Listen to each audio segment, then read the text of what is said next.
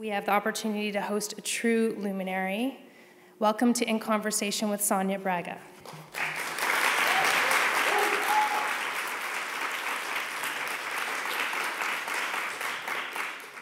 She's entertaining everyone in the back, so I'll be really quick so we can get her on stage. I keep expecting. So she's in town for her latest project, playing the principal role of Clara in Kleber Mendonça Filho's Aquarius. We're honored to celebrate the illustrious career of such a phenomenal actor and icon. This evening's In Conversation with event is part of an ongoing series brought to you by TIFF's Adult Learning team. Our initiatives provide audiences with a platform and opportunities to watch, talk, and learn about classic and contemporary cinema through in-depth on-stage conversations. I keep expecting her to pop in. Among other things, adult learning offerings include masterclasses and In Conversation with events with highly respected artists, filmmakers, and subject experts who inspire a deeper understanding of cinema and culture. Outside the festival, these events take place at our year-round home, TIFF Bell Light Box. Before we bring Sonia on stage, some reminders. We please ask that you put your phones on silent. Taking photos or video recording is not allowed at any point, but we do encourage you to tweet using the TIFF hashtag TIFF16. During the audience Q&A, there'll be an opportunity for you to ask questions of our guests. We ask that you wait for the microphone because this is being recorded, and so we can all hear your questions, not comments. And now our esteemed guest of honor. Sonia Braga made her acting debut in the 1968 Brazilian crime film The Red Light Bandit before achieving fame in Brazil as a star of telenovelas. Bruno Barreto's Dona Flor and Her Two Husbands introduced Sonia to international audiences in 1976. In the 80s, Sonia moved to Hollywood to work with directors such as Robert Redford and Clint Eastwood. She is most well known to North American audiences for her role, or should I say roles, in Kiss of the Spider Woman. And she's also worked on a number of television series like Sex and the City and Alias, and soon to come out widely anticipated new Netflix show, Luke Cage. Sonia has appeared in 6 films that have screened here at TIFF, and she returns this year's festival with Aquarius, the highly acclaimed film of Kleber Mendonça Filho. If you want to see Aquarius again, because I'm pretty sure you've all already seen it, it's the buzz of the festival. And accolades for this film grow exponentially every day that passes since its premiere in May at Cannes. You can see it tomorrow at 9 a.m. at TIFF Bell Light Box and Saturday the 17th at 3:15 at the Isabel Bader Theater. You guys are so dramatic. We at TIFF believe that film is a powerful tool. It has the ability to start conversations that enact change and the power to transform the way people see the world. Tonight, we're honored to celebrate and profile Sonia Braga, a truly powerful creative actor whose influence and appeal knows no boundaries. Throughout her career, she has not only entertained, but also championed the voiceless and those on the fringes of society. She has played formidable and independent women who hold their fates in their own hands. In many of her roles, Sonia has demonstrated the power of film to act as a change agent, a force for social good. She has been in record-breaking and award-winning films and television from around the globe, and the accolades and awards she received have demonstrated time and again the power of film and as an art form, and she is just getting started. Please join me in welcoming Sonia Braga to the stage.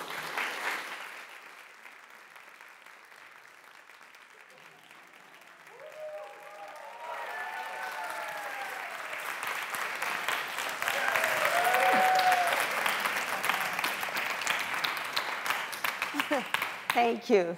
This is going to be really fun. Do you want to play with this? Yeah. It's fun. I'm doing like a course, and then I introduce my course, showing the veil. Okay. Okay. Hello. Is everybody okay? This is amazing. Thanks for being here. So we were talking backstage about how we are going to have to whip through a lot of these moments because she has so many key films and television shows and plays that she's worked on. So we're going to try to whip through some of this. 50 years of career? Of career in 90 minutes. Yeah. Let's do it. Let's do it. Okay. So you started off working as an actor at a very young age. What was your first role before you were professional? Was it school plays? No. I barely went to school, telling the truth. I don't have any academic fields, really. One of the things is I always don't know really, but I have a brother that's gay. So And he, because he was gay in our family, we didn't really would have a chance, I think, if it wasn't for him. That's the truth. So he started knowing people, and so he started working as an actor. And he was invited to do a TV live show, and it was like for children, and he was the prince. And the director, Vicente Cesso, asked him if he wouldn't know somebody to play a princess. And that's how it started. That's how it started. So I was 14, and I just had to go down the stairs and, you know, and being like a Lupinha song, beautiful like a Cinderella. And that's how it really became. And then afterwards was the same director invited me to do acting in a series that he did. And you know, from a very young age, by the time you were a teenager, you had already been in plays and TV shows and films. But one of the moments that I thought this audience might not know, because you have a lot of fans, is that you were on Sesame Street in Brazil. Yeah. So what, was it a recurring role? And was it totally, it's like, these are all very different acting modes, being on a play, being in a telenovela. Yeah, the first, actually now I do not do theater.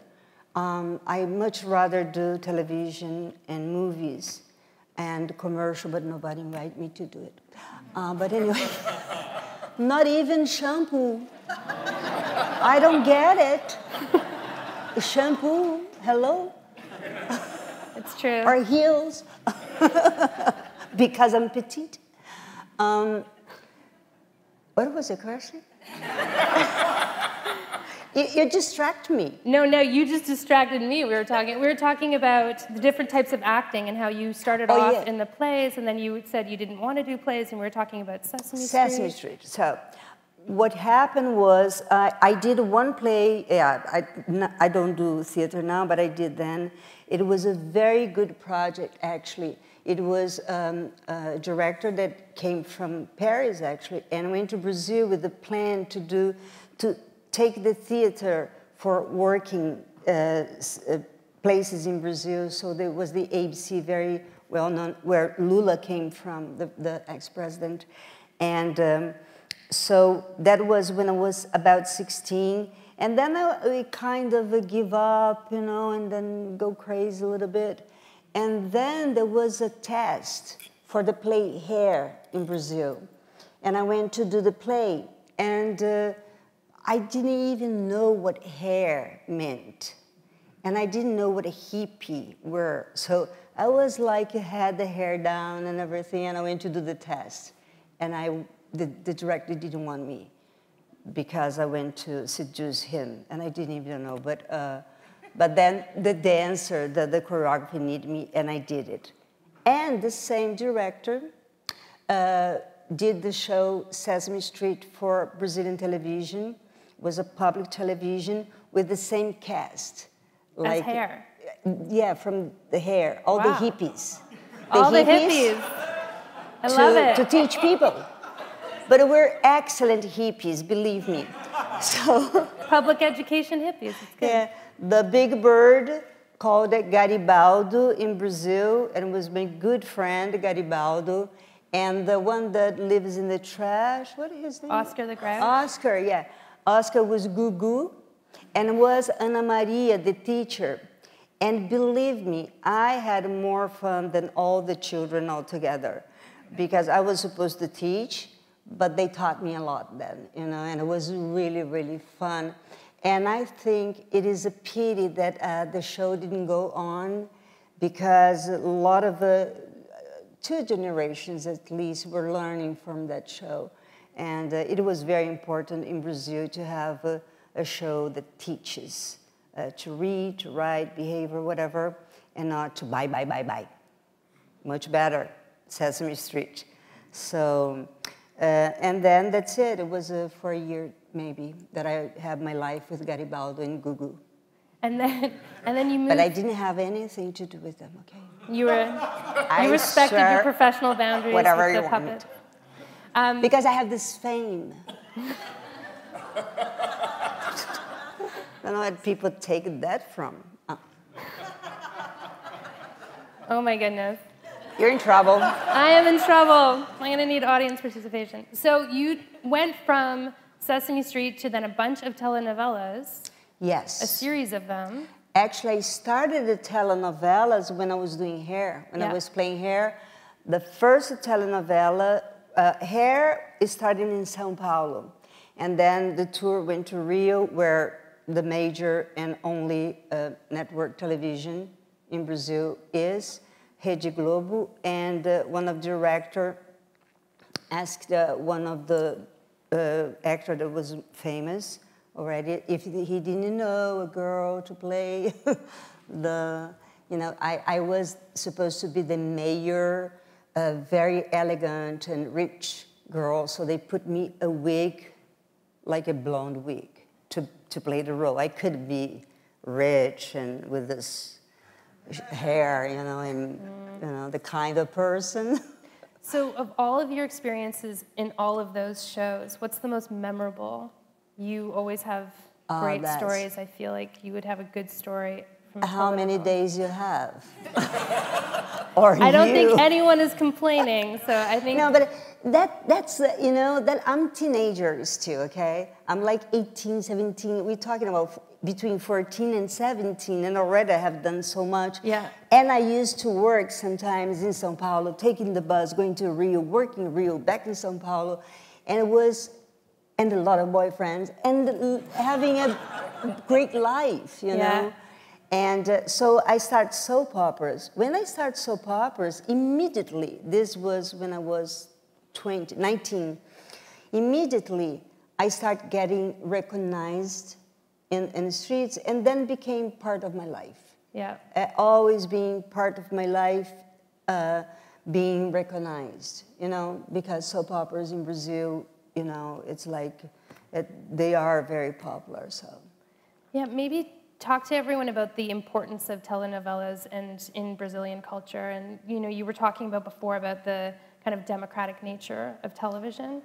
Well, could be more, if you go to that point, if you had more networks. Yeah.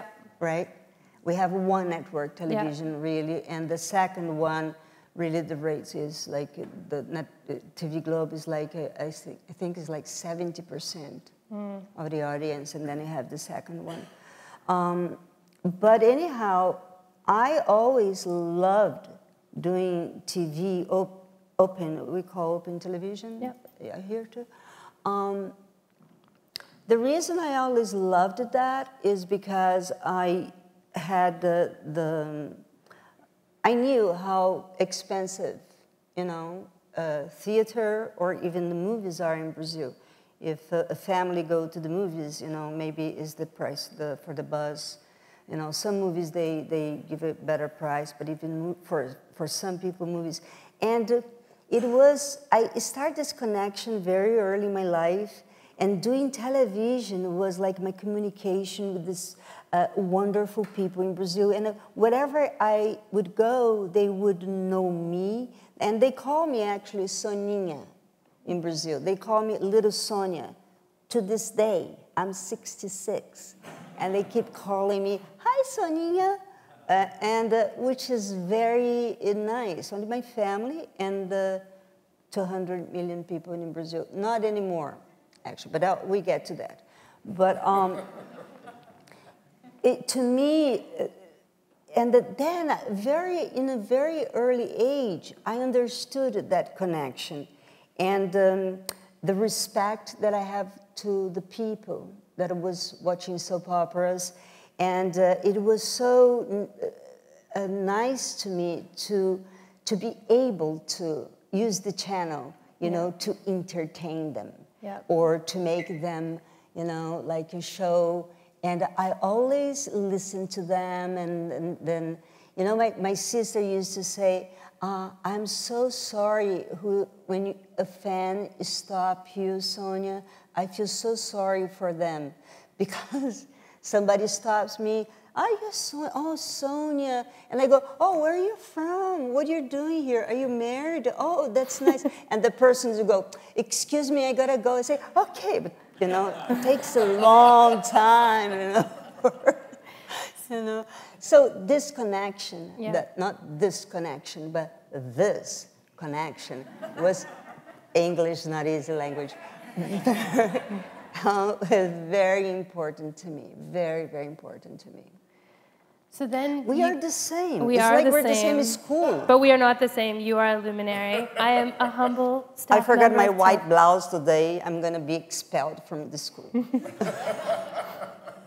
So you moved from the telenovela to a wildly popular, an adaptation of a wildly popular novel with Donna Floor and her two husbands.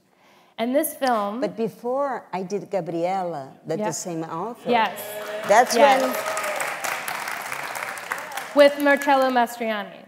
No, before we did a soap opera. Oh, okay. That's yes, in the 70s. Gabriela. Yes, Gabriela in 74, when I was around 24. You can make the... I'm 66. So first was the soap opera. The soap opera, something happened, was a boom in Brazil. It was amazing. And especially one scene, it's very beautiful, this moment. To this day, I want to know what happened that day. That Gabriela, the character that, you know, didn't care about anything, she wanted be barefoot, she's from the country, she only likes making love, and that's it, and fried cook for her man. And she go to the roof to get a kite from a boy, and she grabs that moment in Brazilian and in Portugal too. Everybody comes to me and say, "Oh, the roof scene." It was amazing. So that was my first meeting with Jorge Amado. Oh, okay. That's when I met him. I met Jorge Amado because of the first TV, Gabriela. And that was, I tell you, that was 100% of people were watching TV. And that was me. That was the hair down, no makeup on, no high heel shoes. And it was a character coming from nature. You know, I go back to that because it's very important how it goes to Donna Floor. Because Gabriela was so close, really, character to who I am, you know, like at that time, and now even, you know, very close to me. Love nature, and I like women. I would like if women could be just the way we are, not the way we need to be. But, you know, yeah. We do it. High heels, we do, you know, the eyelashes, the jewelry. But, you know, I ask sometimes the taxi drivers, I say, okay, when you get your wife and get in the party, do you recognize her in the party? Isn't the better person the one in the house, you know? And they actually say, yeah, you know, it's much better in the house. But then I met Jorge Amado. Mm-hmm. And who is here that knows Jorge Amado? He's a very important writer in Brazil. And the first time I met him, we sit in a hammock, you know. So when you sit in a hammock, you know what happened, right? People get together. And that was the first, because they thought it was nice to do that in his house, you know, in the veranda. And so we were like this for the press. And the journalist said, first question, Jorge, why did you impose that it would be Sonia to be Gabriela? We just met. Nice to meet you, Jorge. Oh, Sonia, nice to meet you. Jorge said, well, because she's my lover. What else? And then we stop any gossip, right? Yeah. That's it. Yeah. And his wife was there, Célia. Then we go to Donna Floor. That was a little... Yeah. Donna Floor. 50 years and 90 minutes. That's yes. we're trying. So you get to Donna Florence. It's this huge, no, this is wonderful. This is wonderful. If we have to, we'll skip through a couple decades and then end it with Aquarius. Yeah, then we run to the... Yeah. Oh, yeah, there's a gap of 20 years that we could jump. So we get to Donna Florence. Yes. And I would like to set up the clip so that everyone sees this scene, and then I would like to talk about this film that was, you know, huge box office, huge success for 35 years, the biggest in Brazilian history. Yes. This clip that we are going to show... And only a killer bit me. Sorry? It's like the other movie that... Oh, yeah, the huge franchise. Yeah. So in this scene, Donna Flora and her two husbands. Flora is visited by the ghost of her late husband, who is, you know, a playboy and a gambler, but he's a lot of fun. And she is trying to refuse his sexual advances for her integrity and devotion to her new husband, who's a much more responsible pharmacist. So if we can show the clip from Donna Flora and her two husbands, and then we will talk about the phenomenal performance in this scene. They show here? You'll see it in here. Oh, but they show. They'll see it. No. Quanto tempo, hein? Nossa. Não, na boca não pode. E... Tá cheia de friagem.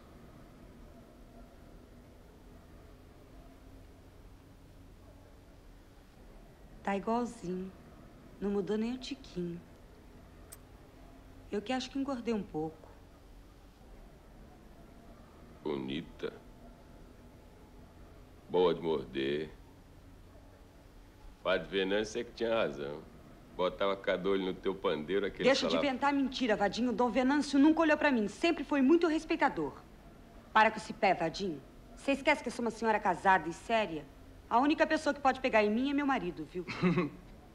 Que eu sou? Teu marido, esqueceu? E sou o primeiro, tenho prioridade. Vadinho, vai embora, vai. Ele já tá pra chegar. Ah. Eu fiquei contente, fiquei muito contente de ver. Mas agora vai embora, por favor. Não. Vadinho, vai embora, ele já deve estar chegando na porta. Já pensou se ele chega e te ver aqui? O que eu vou dizer? Boba. Nada. Ele não me vê. Ninguém me vê. Só você, minha flor de perdição. Vadinho, ele vai dormir nessa cama. E eu posso impedir, Flor?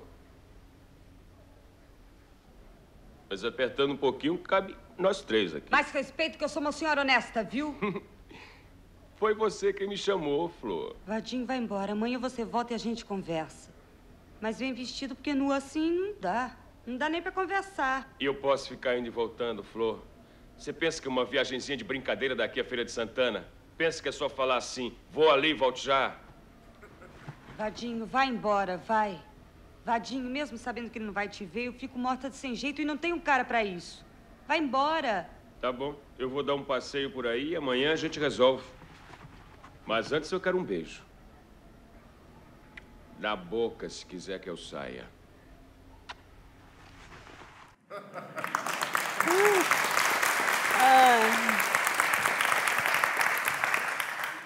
We were talking yesterday about the first time you see Flora in the scene when she's running. Yes. You, at this stage, you know, who were some of the icons or some of the screen idols or some of the actors that you were seeing that you were thinking, I can do that, or you were thinking, what an incredible inspiration? Well, in the beginning, not in the scene, but in the beginning, when she hears at the house that he's dead, and she bursts through the doors and run and screaming, Ladinha! And she grabs him, and in my mind, you know, the people that I loved, always loved, and they were my idols. You know, it was like Anna Magnani, you know, to be like, you know, more like Italian. Yeah. Are you Italian? And, but you know, those Giulietta Massini, the movies of Sophia Loren when she was in Italy and everything.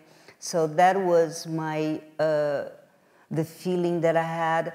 We didn't talk about it, but some Brazilian actress like Diniz Fati, you know, it's a very famous actress in the 70s and 60s also.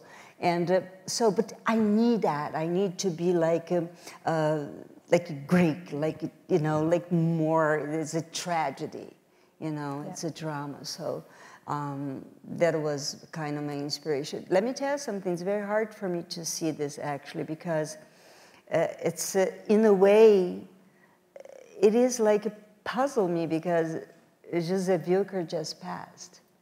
And to see that, how life in movies are, you know, to see him alive, but he's passed in the picture. And he's telling me, do you think it's easy to come here to the theater? Do you think it's easy just to take a train from Toronto to New York and I'm here, you know? It's just like, seems like to me that the magic is made all the time when you do movies. To me, my memory is like, I didn't remember now the movie, but I was thinking about him, you know? His performance. It's amazing. It's amazing. It is. It's an amazing movie. It is. If you have not seen this movie because you've been living under a rock, you need to buy it and watch it obsessively, and you will see all these moments. You know, when you first see her run out, you do think Anna Magnani, Roma Open City, like that explosion onto the running and collapsing. I think actually Anna Magnani, you know, she was looking at me to do her movies. It's true. I could think see it. so. I was an inspiration for Anna Magnani. The fierceness. I'm sure about that. That woman. But yeah, Zev Wilker was and is always going to be. Yeah. He's in the movies. A very, very important person to me. And, you know, something like in Aquarius, we go to get there in 50 years, but the music for this movie is amazing. Yes. By Chico Buarque de Holanda, and, but, you know, he wrote these lyrics, he did the lyrics, and, but he wrote watching the movie. So he wrote like every scene watching the movie, and this is one of the special thing about this movie is the music. It's so important also. You know, it's like a character almost. This is a movie that you could watch scene by scene and see the different acting styles, see how you all match each other. And everything, the art direction, you know, and it was a great crew, again, good crew. The director was only 20, so we were used to go, excuse me, you're only 20, come on. You really want us to do that? And this film, for 35 years, the top grossing film that was just recently, just a few years ago, bumped out by a blockbuster. Yeah, I made a comment then that was a very loving, a love story, and the movie that, what is the name? Tropa de Elite, I forgot the name in... Elite Squad, thank you. By Elite Squad.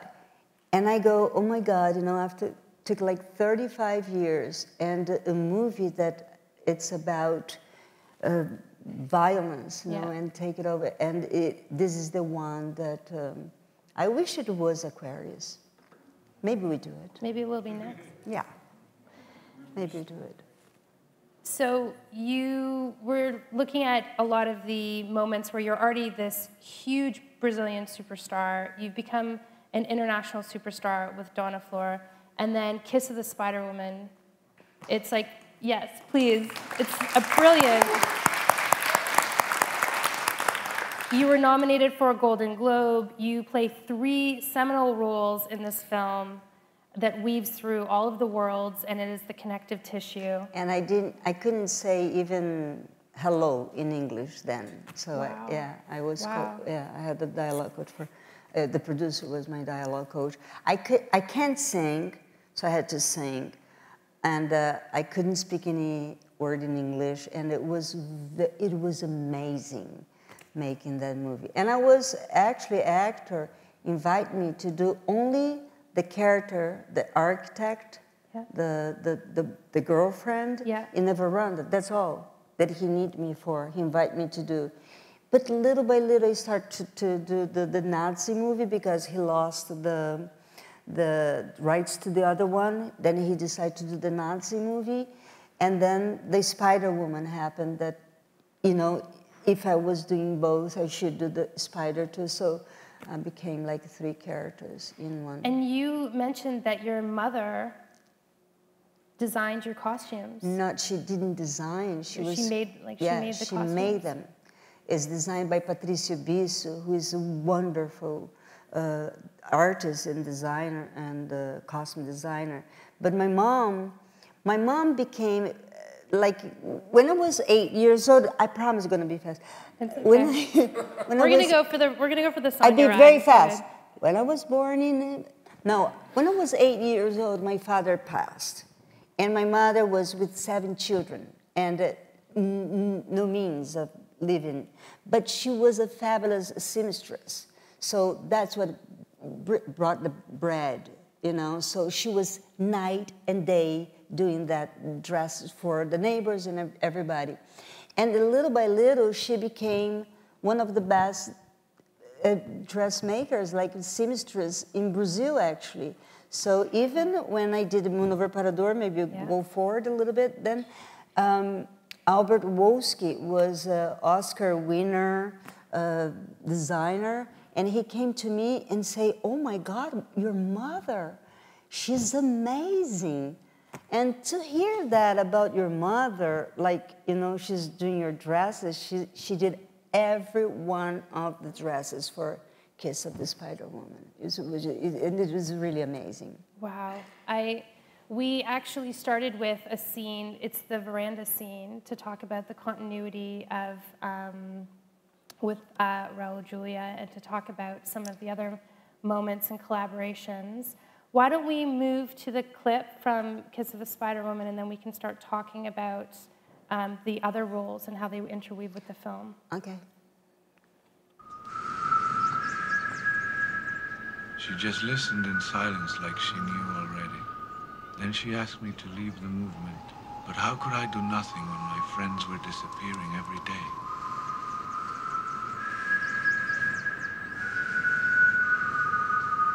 I sensed that she was right, but I had no choice. So once again, I didn't know what to say. Things are what they are. I'll be back in a few days, same as always. I can't take it anymore. Always waiting, watching the phone. Always alone.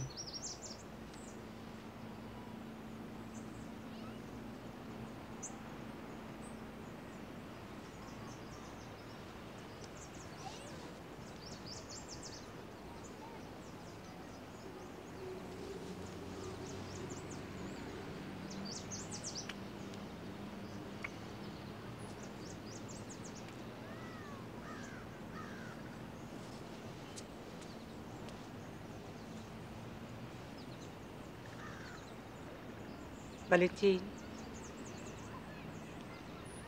if you leave, don't come back.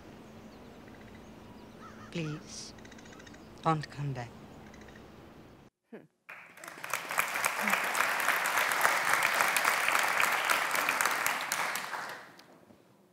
Another one. I know. I was It's thinking. amazing. Yeah, it was, you know, Wilker and Raul and Babenco just passed. Yeah, but, you know, this is life, right? So you... And the beauty of movies, you know, they're still here. It's fantastic. Well, the history of your collaboration. Yeah. You know, what was that like? You worked on multiple projects with Raul. How did the collaboration start? What was your... Oh, this is well, we started right there, you know, and we stayed in the same hotel. And it was so much fun hanging with Raul first. Raul was he was bigger than life. He was really, really amazing person.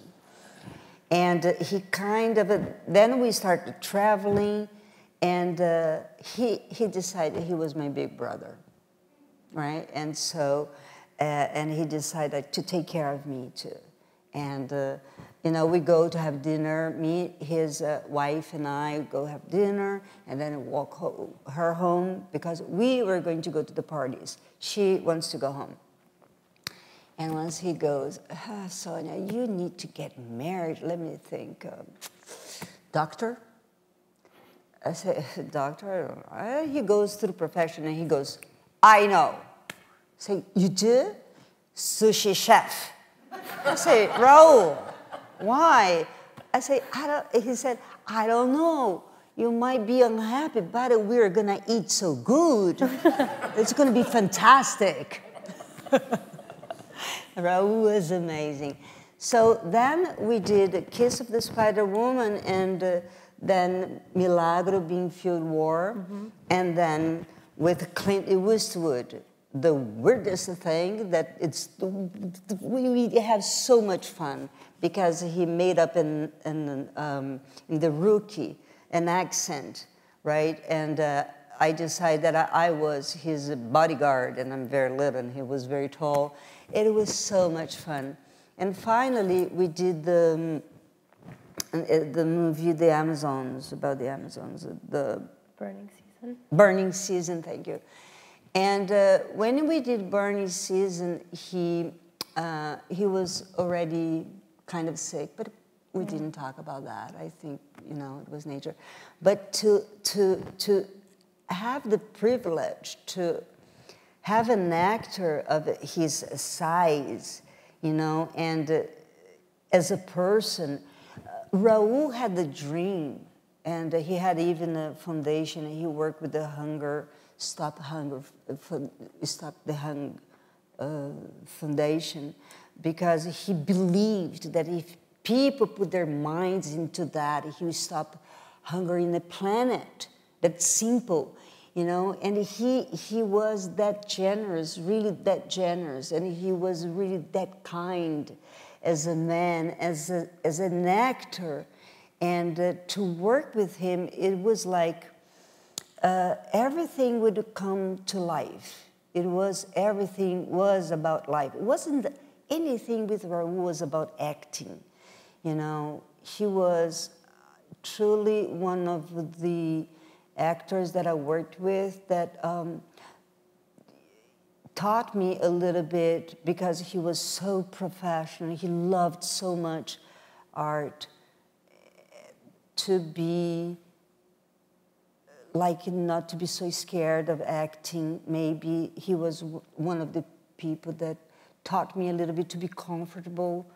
I'm always been comfortable with cameras, don't take me wrong, but not be so, I've never been so comfortable with the lines, for example, and to act, you know, and actors always scared me a little bit, because especially when they're too academic, you know, they come with a plan and they have to breathe, and, you know, those kind of things that really scared me.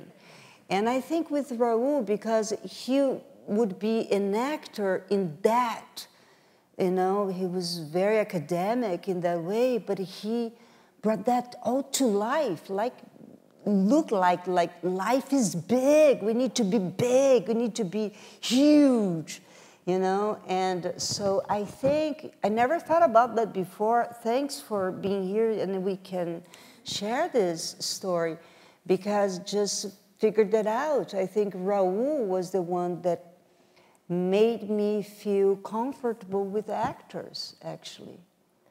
You spoke before in some of your work about the intuitiveness and the genuineness, and it's definitely, you know, one of the through lines that we notice in your career is not only are these characters always formidable, but they're always grounded in who they are.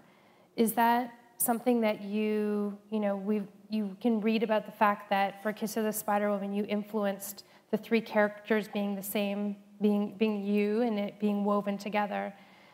do you shape the characters to make sure they have that grounded, or do directors now come to you and say, you know, this is a grounded character for you? Well, Kiss of the Spider-Woman was a special case because while Hector was doing the hard scenes, you know, in the cell, I was with Manuel Puig,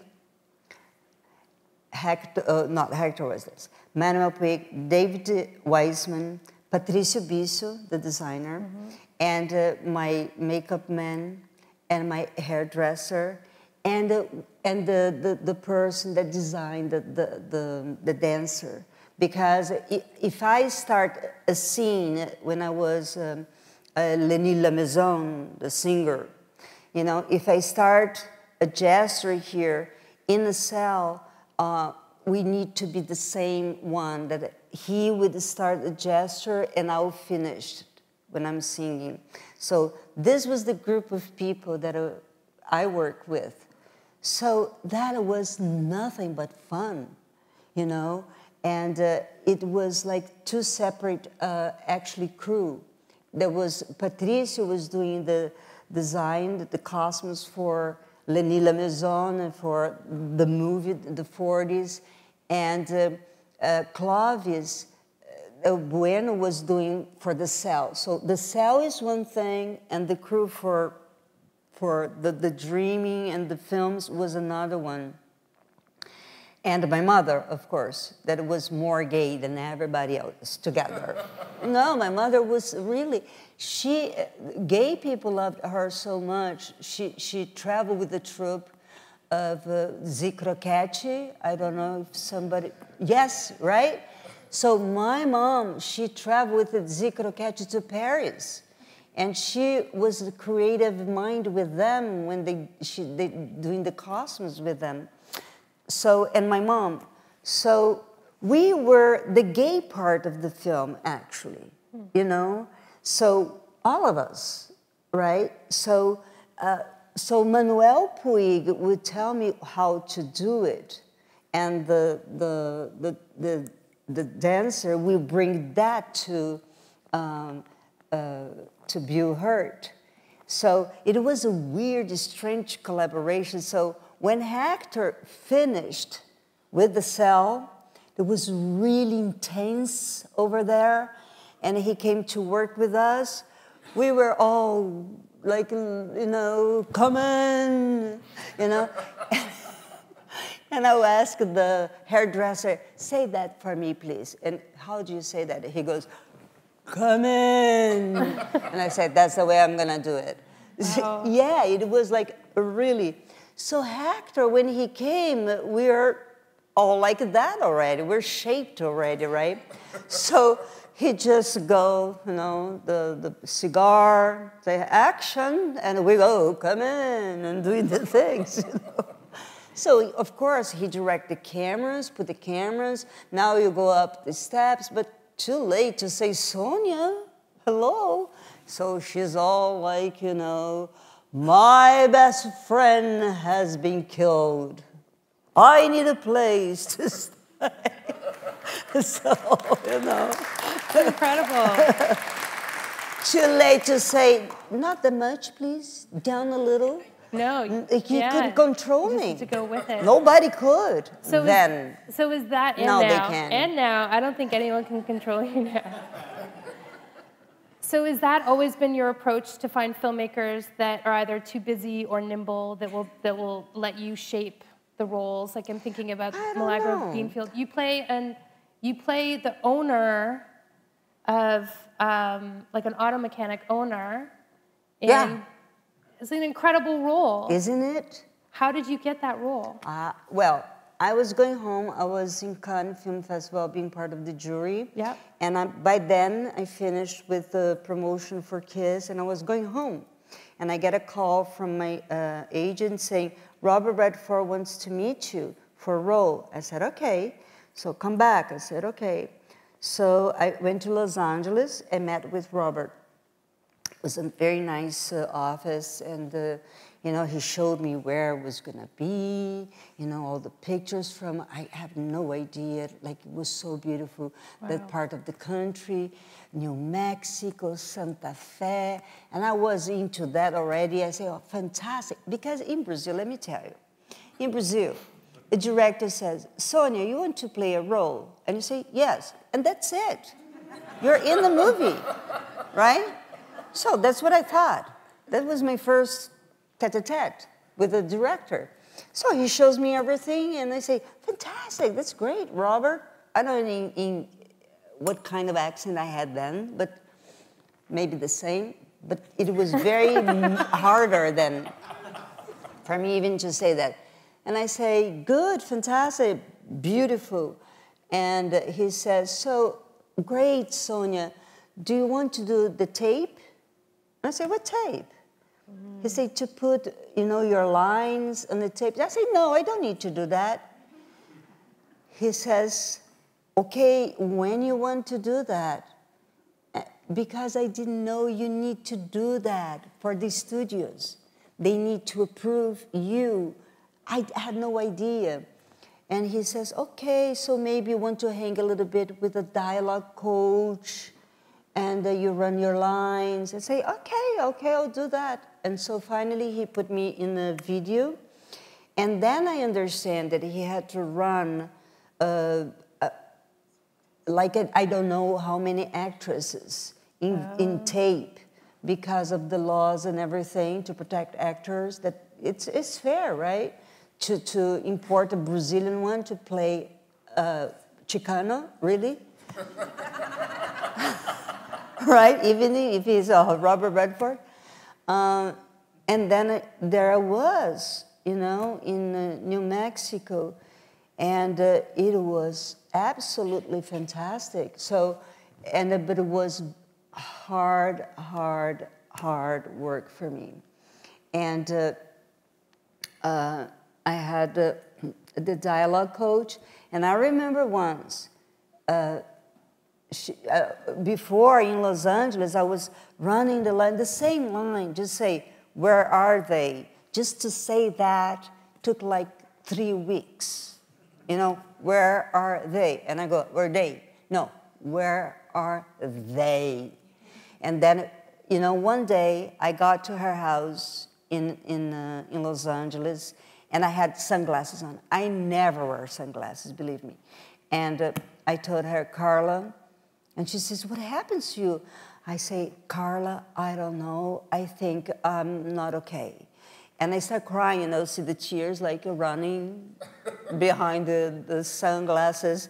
And I say, I'm not okay. I'm not doing okay. This, I think I have to quit. I have to go home. Because he said, but what happened, Sonia? I say, oh, Carla.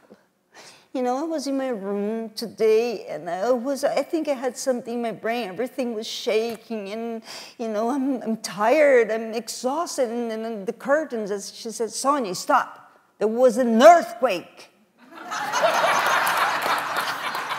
I go, really? She says, yeah, an earthquake, 7 point something. The curtains were shaking, yeah. And I say, oh, it wasn't me? She said, no, Sonia, it wasn't you. I say, oh, right, let's work then. And actually, I run my lines with her dog, Casey. I run my line, because I didn't want to run line with people that I was ashamed. Yeah. So I run line with Casey. Where are they? Where are they? And she goes, where are they? Casey, did you understand me? Were they? No? So, and one day in New Mexico, I had the same thing, you know, because it is very, very hard. You have no idea what it is to do in another language. So I got to my class with her, and there was a teddy bear waiting for me so I did my class that day too. Yeah, it was very hard. It was hard days. But, you know, it was amazing. Everybody was so amazing. The crew was so amazing. And I think that's the first time that I heard words about me, like I was intuitive like the moon, not in an academic way, like the moon runs, and I forgot all the lines, but Robert Redford said about me. I go, oh my God, really? So that's why I'm not academic. It's much better being intuitive. The performance,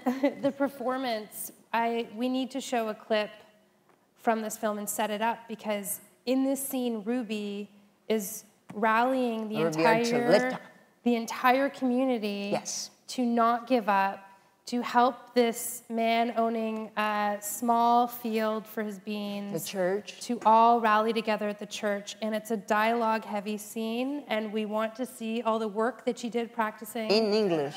I hope. In English. I haven't seen for a while, so. So let's run the clip of the Milagro Beanfield War. Do you remember when we were not rich, but when our poverty was different? Not a thing to be ashamed of. There was a time when our children stayed home and raised their children in Milagro. Think about that.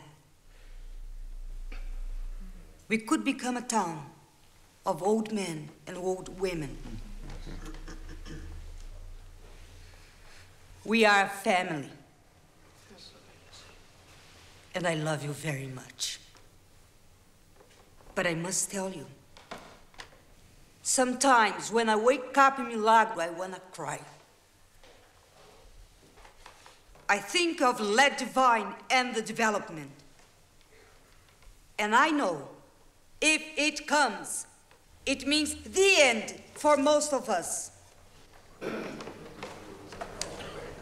I've spent too much of my life watching bad things happen to my people.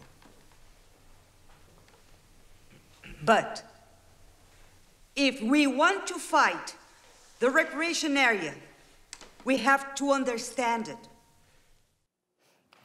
Isn't that an incredible performance? It's an incredible... Just to listen to the speech now, you know, it's just like, you know, in every language, the same speech. You know, how many people are doing this speech now in Portuguese? Let's talk about that. Let's talk about one of the running themes in your film, the power of film to communicate about politics, to communicate about communities coming together. Yeah, you see, although it was in English, you know, it came really, and every character that I think that I did, and I don't know if you talk about it, but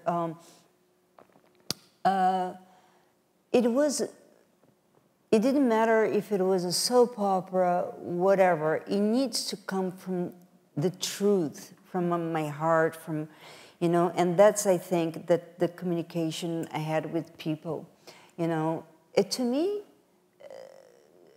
it didn't matter if I'm saying I love you and why I cannot keep my child and my daughter take my child away and I'm in prison. This is a soap opera I'm talking about, right? But it's my right to have my child.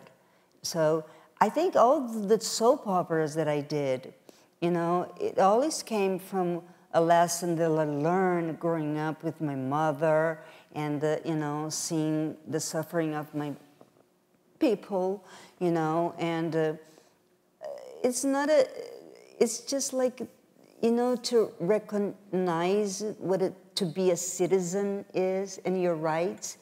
And in Milagro, you know, she does something that to me, I never really could do it. Mm. It's to have the capacity of unify people like, you know, like she does. Go to the church, good, you know, I always, I think, use my communication and the way of communicate through art, through movies. So using that speech in there, in the movies, is to me to have a podium in the world, you know, which communicate that way. And I think like in Aquarius, you know, you can jump right away from, you know, the lead vine trying to get the people out of their homes, you know, and buy them and destroy the community, to what Aquarius means, you know, is the same thing. It's the same woman. Is it this woman is, you know, forward 30 years, she's doing the same speech. Yeah, and let's jump to that, because when I first saw Aquarius, I saw so many roles and characters from your extensive body of work. And I kept thinking, was this role made for you? Like, was this role written for you? Yeah. So talk about how you came to the project. Let's jump to Aquarius. Well, I think Kleber was spying on me or something. That's a little story there, because there's a gap in my life, right? When I never moved to the United States. I never, I maybe wasn't doing as much as work in Brazil. And every time I went to Brazil, I said that to the newspapers, but then they said that I was complaining. I wasn't complaining, I was telling the truth, that I wasn't doing work in Brazil because I wasn't invited to. And one day, one director called me and asked, André Clotso, and said, I heard that you never do movies in Brazil because nobody invites you. Is that true? I say, yes. And he says, do you want to do a movie? I say, you have a screenplay? He says, yes, send to me. And he started a conversation saying, Sonia, you like it? Yes. You like to do it? I say, yeah. He said, well, but we don't have money. And I say, excuse me, you don't pay your actors? He says, oh, no, we do. I say, okay, how much? He says, like 10. I say, okay, I'll do for 11. And I made a movie. So I kind of, you know, to use a metaphor now, that, you know, Brazil is an island, I'm in a boat, and I lost, you know, something and drift away, you know. And I never left Brazil, never. I was coming back. I have my families there, you know, and I have a house there.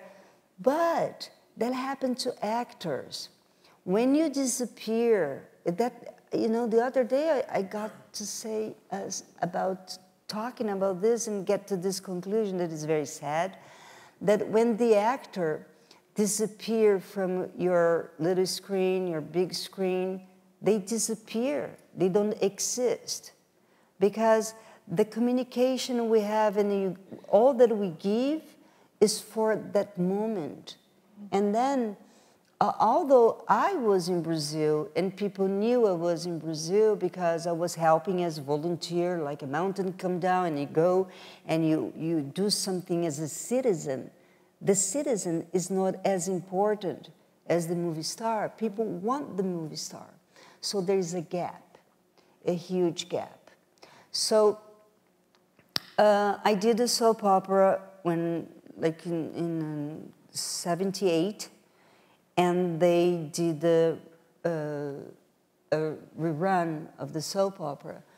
And so I sued Rede Globo and the channel that was showing, that connected to Rede Globo, for the rights, for image rights, for the actors' right.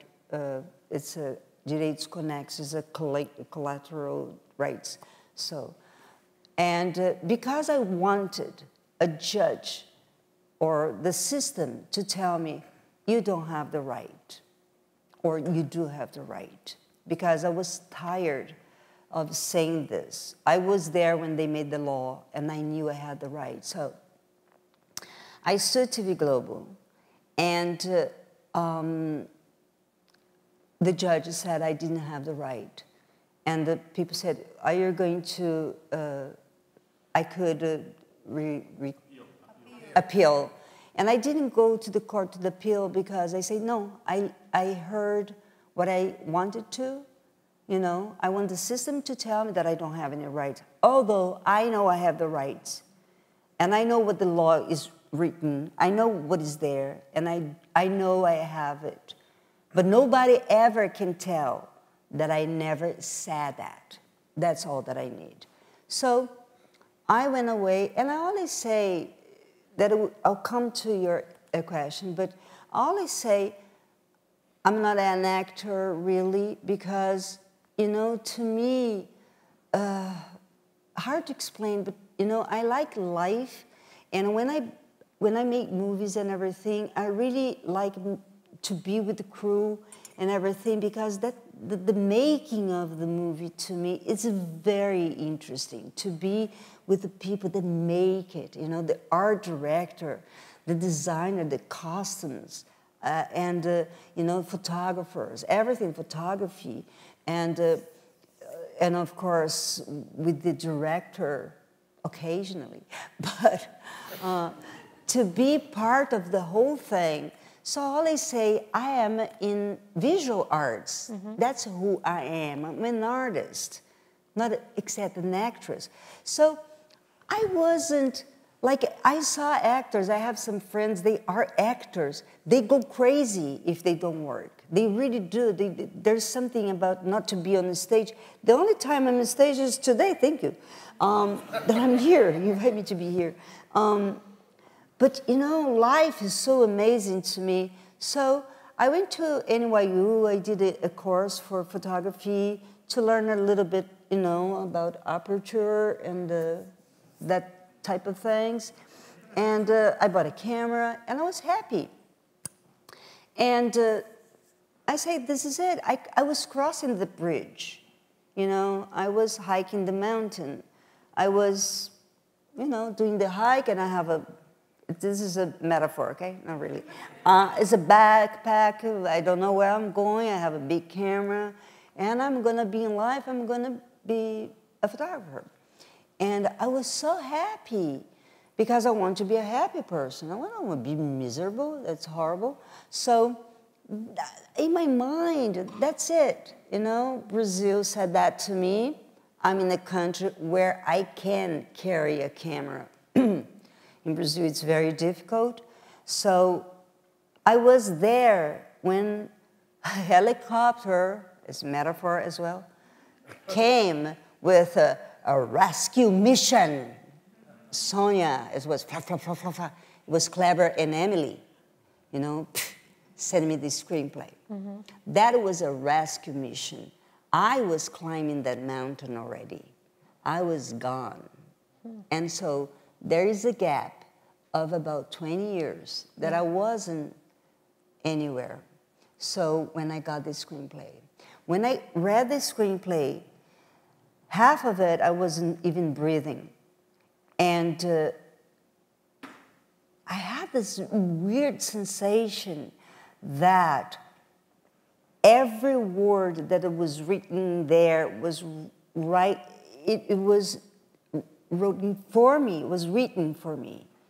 For me to say every word had a meaning so deep, you know, from the beginning of the movie, from the first time I see a person that start asking me, but why you do this, or why you do that, you know, the reporters, the journalists that ask me things that I answer, and sometimes does not go through, is not as same as being there directly talking to people.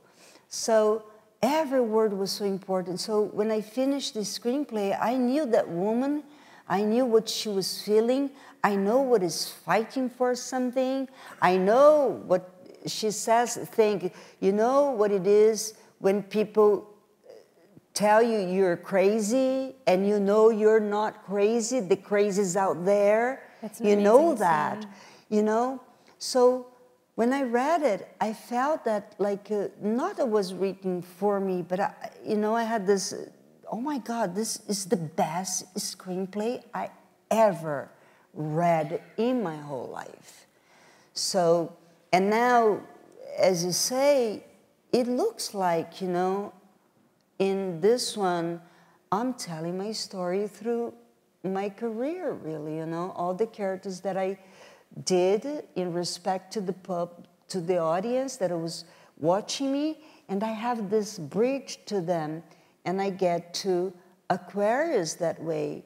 So Kleber said that when he was very young, he was watching me in Dancing Days, that one that I showed to TV Globo, and that was the first time that he saw me. And maybe he, you know, had the feeling that I was a good person to play the character. And the way it happens.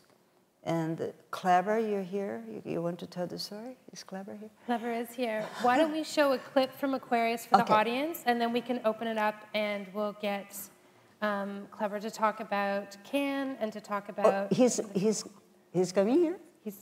Well, I just asked him to. Maybe he will. Hopefully he will. Let's show the clip from Aquarius. It's early on in the film, and Clara is the only one still living in the apartment complex and is about to meet the owners of the building, and it's an incredible scene.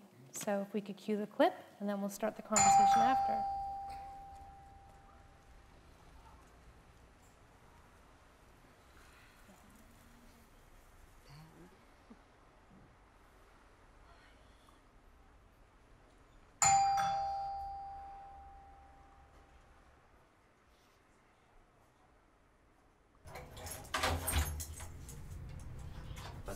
Boa tarde. Seu Geraldo. Como vai, dona? Como vai, senhor? Tudo bem.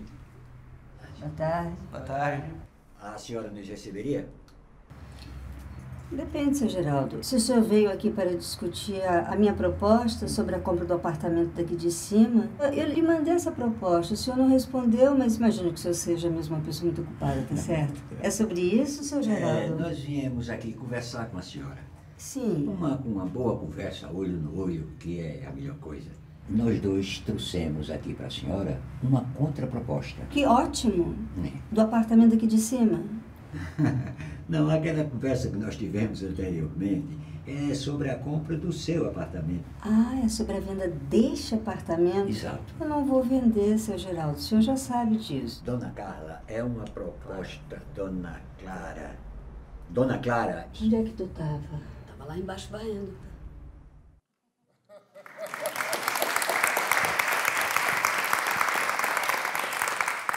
So this film was in competition in Cannes, and you and the whole cast were there, and you had a moment where you had the media's attention. And if you could tell the audience what you did, what all of you as a team, you're talking about this collaborative, collective spirit, yes. What all of you did as a team. It is, well, today actually is our producer's birthday. A year ago, we're still filming in the beach scenes. So it is still hard to understand that a year ago, we're still doing the picture. So we were going to Cannes, and it was a big thing to all of us, you know. And if you meet this crew, because they are collaborators, and they all want to be there. They all want to be with Kleber. And the assistant director also was there with the short movie, and the crew was the same crew for both of films, and we are all there. And so, at this moment, Brazil is living one of the worst moments that I think, because I've never seen Brazil so divided. I went through a lot of things in Brazil from the 60s, and we have a very, very, very young democracy. So at the moment that we were in Cannes, and we see that it was a coup in Brazil, and the crew that was there got organized. What are we going to do? What we should do? And so we decided to do something just to tell the press, the international press, what was going in Brazil. So that was important, that to take this moment to show the press, international press, that it was a coup in Brazil. So when we were walking up the steps, we were trying to organize down there, you know, and I asked Kleber when we were going to do it. He says, we have to see the best moment and everything. So when we get to the steps, it's a long way, you know, and we have to do the photographers and everything, and I was doing that, I was getting busy with that. And so it's, even if you see the tape, I'm going upstairs, and when I turn, they are doing, so I come back, you know, with the high heels to be part of the announcement, I would say. It's not a protest. I'm sorry? So you had signs. Yes. And what did the signs say? Fora Temer. Cunha hoje.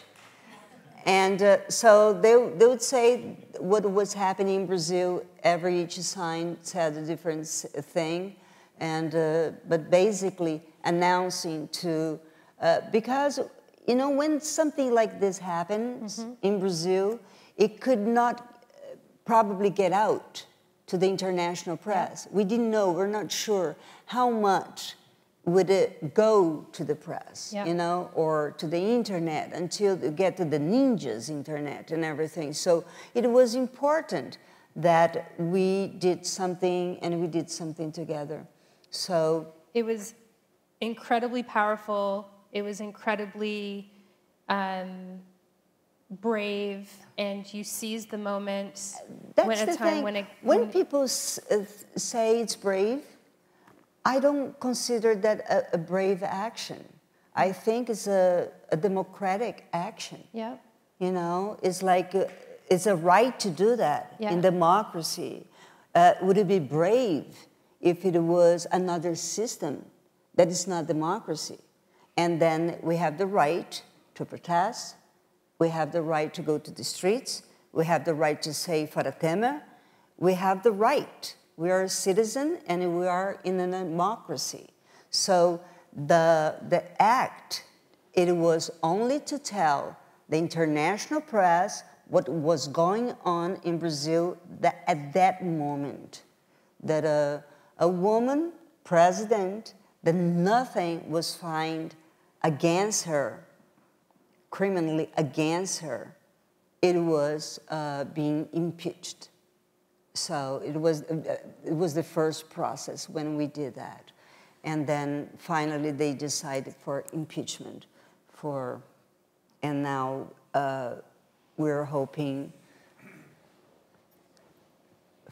I don't know for what, but how many Brazilians are here? So I think we should pull the lights up and get time for questions from the audience. Oh, that's fantastic. I want to make sure that we have some time, and I'm not sure if we could pull the lights up, and I'm not sure if, okay. Primeiramente, Fora Temer. What I do hope as Brazilian, and as a Brazilian woman who loves Gabriela, and was inspired by Gabriela. The soap opera, or? The soap opera, but I saw when I was a girl, because, 20 years ago. Yes, you look young. And you too. Thank you. And I do hope that we stop coup in Brazil. And I live here in Toronto. It's been 2.5 years. And you are an explosion. You are nature. You represent me. And I'm really proud to be here and see you personally. And I would like to know more about Clara and her relationship with the unit, the apartment, and the building. As we know that in Brazil we are losing our memories in the city, and buildings are going down and new buildings are going up. And in Recife especially, where I graduated in architecture and urbanism, many women like Clara, they are fighting for the right to the city. They are fighting to preserve like historic buildings. Yes. And I would like to hear from you, like this relationship between Clara and the building, as the building treated as a person, because it's something very emotional, like the relationship between Clara and her body, and Clara and the building as a person, as something that has a body as well. Yeah. And thank you. Thank you. It's so funny that you say that way, because sometimes that the way I said about the movie, that the character is the apartment, and the door, the front door, is the entrance for virus, and Clara is the one that protects the body, you know, to expel the virus that tried to attack her memories, her apartment, and her body, because she's been through that once. You know, she knows what it is to lose a part of her own body. So I think the apartment, it's every little piece of that apartment, it's important. The hammock, when we say the hammock, we say, oh my God, it's another character, the book's a character, that the furniture that goes through years and years is another character. And I think building this movie, you know, it is about memories, preserving, and not in a way, when I talk about that too as well, is like in our countries, sometimes we deny history because we're ashamed of it, you know, and in a way that when we do that, we cannot fix the future problems because we deny the past in a way, you know. We just say, oh, no, this didn't happen that way. And Brazil, I think, does a lot of that, you know, in terms of constructions, is to totally deny the colonization. They don't want the kind of building. They don't want that history. They don't want the history of slavery, you know, still. So I think Clara, the story of Clara is very simple in a way, you know. It is the story of a woman inside of an apartment, and she knows her rights, that the rights to stay there, not to leave that place. And when she starts to be attacked by everybody, including the family, she starts not defending herself like aggressively to anybody, because if you have the reason, only people that they don't have the reason, they scream, you know. But to get her to lose took a lot, really a lot. Took her to an action that, to the end, actually, she doesn't lose it, you know, because she knows the person has the right. We have to conquer that space, I think. We have to stand for that. We have to, vai pra rua, you know, we have to go to the streets. We have to say, you know, we don't want what's happening now, or, you know, it's all correlated. You know, the movie came out in a time, if it had came out another time, maybe we don't relate so much this movie to the moment, but this moment and the movie became like a kind of a symbol for standing tall for your rights, I think. Yeah. Hola Sonia, me llamo Raúl, soy de Chile. Bueno, voy a decir en español, fuera temer. Fuera temer. In Chile we're great admirators of your job. Movies like Doña Flor or El beso de la mujer araña are really important by the time we were living in the dictatorship that time too. Well, I have like 100 questions, but I want to try to ask something different. you have a role in a not well-known movie called Angelize with Jennifer Lopez. Yes, right? I did here in Toronto. Right, and I remember a movie critic in Chile. He said, "How do you guys put an explosive actress like Sonia Braga in a role where she's the mom and she's sad all the time?" And well, as a different question, how was your experience with a young Latina actress like Jennifer Lopez working with back in the day? You know, the movie was really amazing. I really liked the story, and it was a really good story. And, you know, when I met Jennifer, and she was a very sweet person, and I have a foundation with the Jimmy Smiths and Isai Morales in Washington, D.C., and I did so many roles that I played the mother, so many. And one day I was on stage, and it was the dinner where we're raising money for the foundation, and I looked and I go, oh my God, nobody here can date anybody. You are all my kids. There were so many. I don't have kids myself. They were so many, and I say, oh, no, this is a problem here. So many, and I don't know when I started to be a mother, but I got very comfortable, you know, in the role of a mother, and even as a grandmother now in a movie. Ah, I see you, Kleber. Where? This is Kleber, the director of the picture.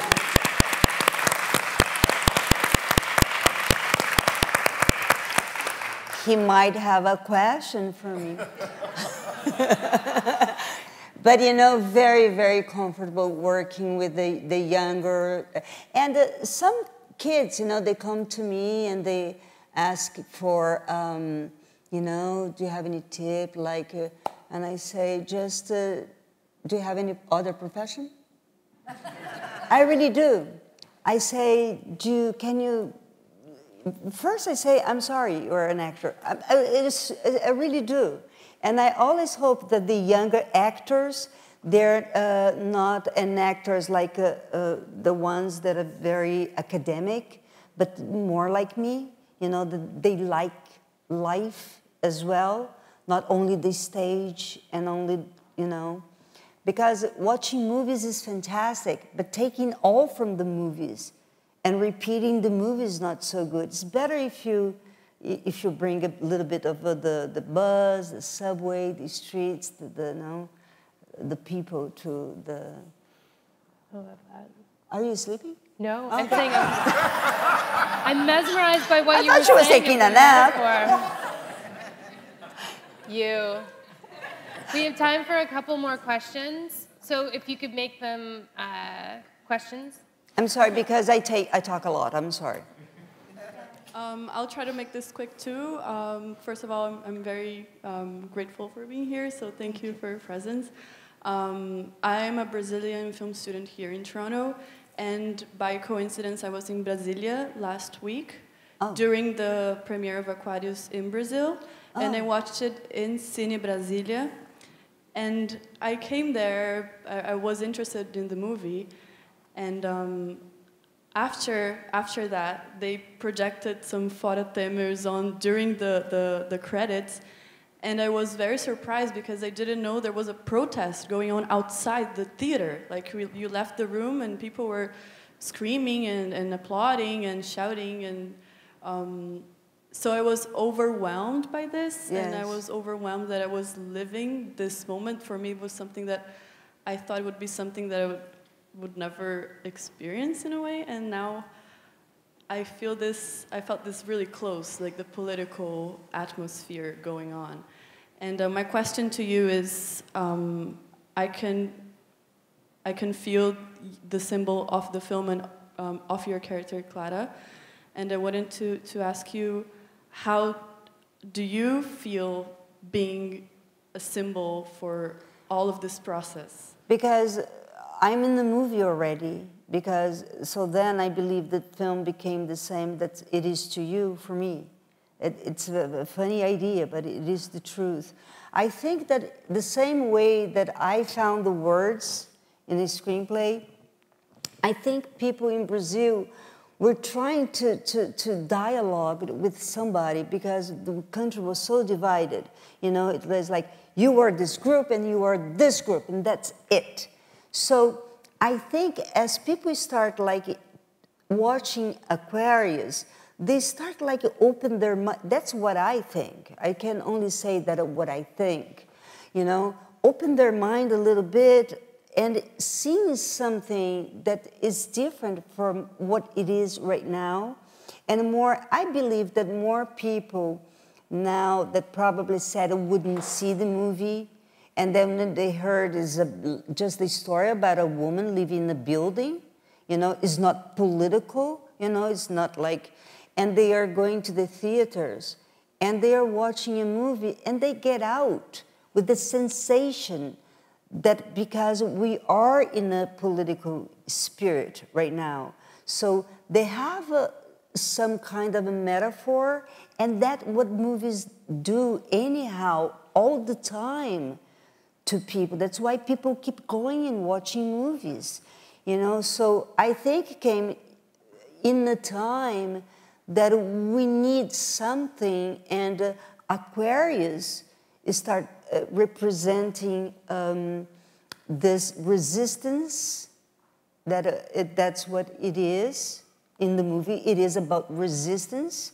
not to let people roll over your body, you know, and as long as is democracy, you know, we have the right. That's I think people are feeling more, and they are going now to the front of the theaters to say something because it became, in a way, you know, connect to that story, you know, representing, I believe. And thank you for a question. So we have time for one more question. So whomever has the microphone. Yes, thank you so much, Sonia, for being here. It's a huge privilege for us to be here in this setting that's so intimate, so we can get to know more about your humanity and your artistic genius. Right before coming here, I found out through the social media that the Brazilian government rejected Aquarius as a Brazilian contender to the Oscars. And so it would be very interesting to hear your thoughts about this. Yeah, probably I heard the same way you did. Actually, didn't reject it. They choose another one. It's not rejection. Who knows Toronto and how that works here? You go from hotel to hotel, you know, work your day, you take pictures, and you go to... And in the middle of that is when we learned that Brazil had chosen another movie to represent Oscars, not Aquarius. And, you know, it wasn't like a surprise, because in a way we were aware that that could happen. Like, you know, there were so many movies, there's a commission, and the commission is going to choose one, you know, and it wasn't a surprise, but it's always a surprise, you know. I think Aquarius is already has a wonderful, amazing career. What happened, as I tell you, we finished the movie a year ago, we're still filming. We have the privilege to go to Cannes Film Festival and have the best reviews.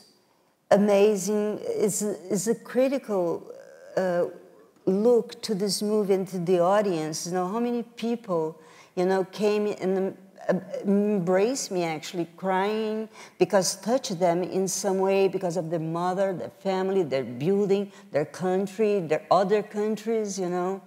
So,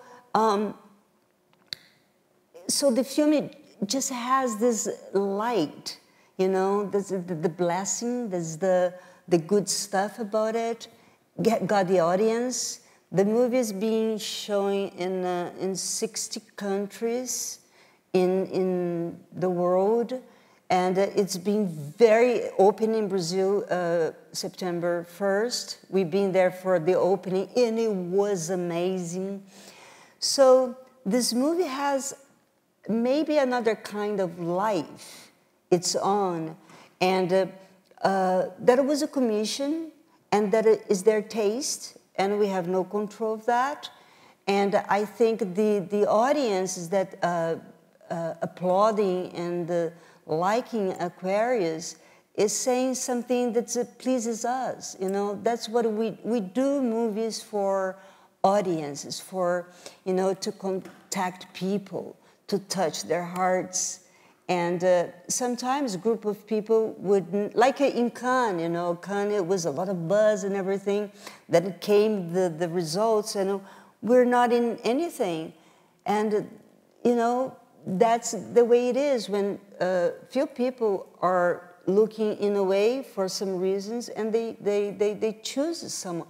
So they chose a movie, and we're very happy with the career that Aquarius is having. And, you know, I couldn't be happier to read, to be here in Toronto. Such an honor to be here tonight.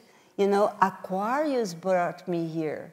You know, you are here tonight. And this is our lives. This is the life of Aquarius. It's a simple life, much simpler. You know, it's the connection that we have. You went to Brazil and then you're telling me. And the, you know, the personal stories that we're gonna talk about, you know. And that's the, you know, I did the hair, so every time that I go, it's this Aquarius. It's the era of Aquarius. Hare Krishna.